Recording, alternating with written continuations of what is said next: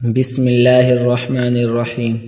رسول اللہ صلی اللہ علیہ وسلم نے فرمایا، جب مسلمان یا مومن بندہ وضو کرتا اور اپنا چہرہ دھوتا ہے تو پانی کے ساتھ یا پانی کے آخری قطرے کے ساتھ اس کے چہرے سے وہ تمام گناہ جھڑ جاتے ہیں جو اس کی آنکھوں نے کیے تھے، یا اسی طرح کی کوئی اور بات فرمائی۔ پھر جب وہ اپنے ہاتھوں کو دھوتا ہے تو پانی کے ساتھ یا پانی کے آخری قطرے کے ساتھ وہ تمام گناہ جھڑ جاتے ہیں جو اس کے ہاتھوں سے ہوئے ہیں، یہاں تک کہ وہ گناہوں سے پاک و صاف ہو کر نکلتا ہے۔ سنن ترمذی حدیث نمبر 2۔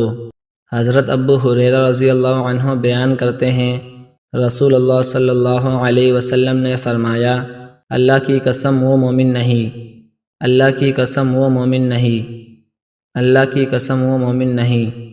عرض کیا گیا، اللہ کے رسول کون مومن نہیں؟ آپ صلی اللہ علیہ وسلم نے فرمایا، جس کی شرارتوں سے اس کا پڑوسی محفوظ نہیں۔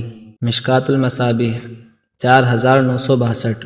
رسول اللہ صلی اللہ علیہ وسلم نے فرمایا، نماز کی کنجی وضو ہے اور اس کا تحریمہ صرف اللہ اکبر کہنا ہے، اور نماز میں جو چیزیں حرام تھی وہ السلام علیکم ورحمۃ اللہ کہنے ہی سے حلال ہوتی ہیں۔ سنن ترمذی حدیث نمبر 3۔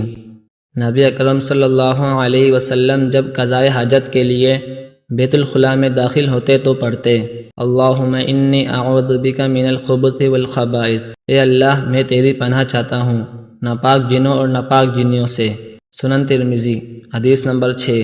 نبی اکرم صلی اللہ علیہ وسلم قضائے حاجت کے بعد جب پخانہ سے نکلتے تو فرماتے، غفرانک، یعنی اے اللہ میں تیری بخشش کا طلبگار ہوں۔ سنن ترمذی حدیث نمبر 7۔ اللہ حافظ۔